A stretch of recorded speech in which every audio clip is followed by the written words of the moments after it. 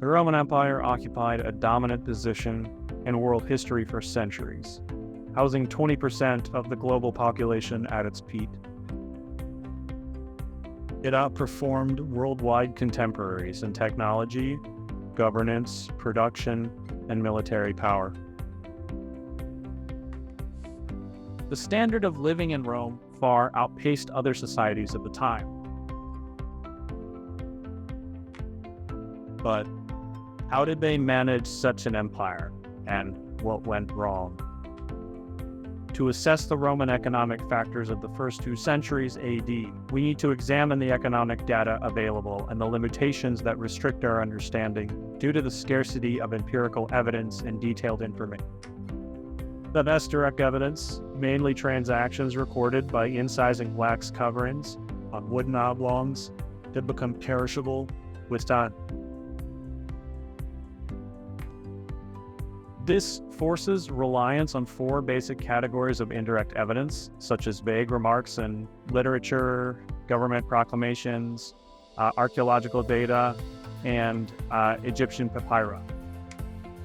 Ironically, due to the shortage of economic evidence about the Roman Empire, it's difficult to draw definitive conclusions regarding specific aspects of its ancient economy. However, what we do know from surviving data is that the economy was majorly agriculture-based and depended largely on slave labor, with around 90% of the population engaged in the countryside or industries adjacent to farming. Furthermore, the sophisticated markets that drove Rome's high-quality life appear to have been integrated on a large scale, demonstrating economic advancements far beyond their time.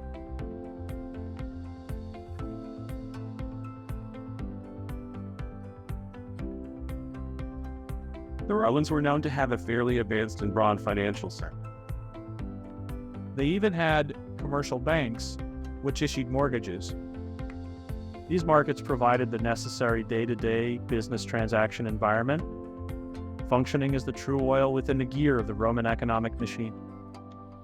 So waging wars, conquering neighboring regions, and plundering resources contributed substantially to Rome's overall wealth and prosperity. But as time progressed and emperors waged less lucrative and more costly wars, the financial strain on the empire became apparent. Using the data available from various sources, researchers have been able to deduce that the early Roman Empire's GDP was approximately equivalent to 50 to 90 billion US dollars. However, this doesn't take into account the difference in purchasing power parity. Income distribution within the Roman Empire was fairly unequal, with the top 1.5% of households making up 1/5 of that income, leaving the majority of the population at or slightly above the subsistence level. Technological advancements played a significant role in Rome's economy. In fact, the state was the major distributor and creator of technology, such as the water wheel pump, pottery, and more.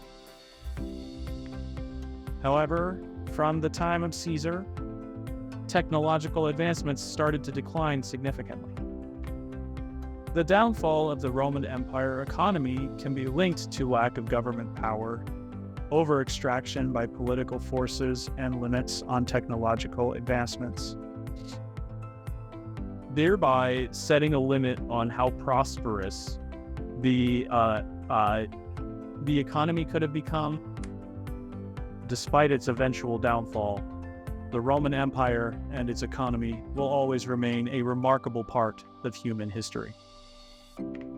Their structure and strategies greatly influenced generations far after its eventual collapse.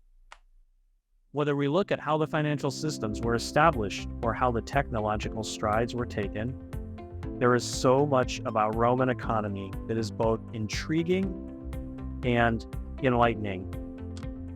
We hope you enjoyed this deep dive in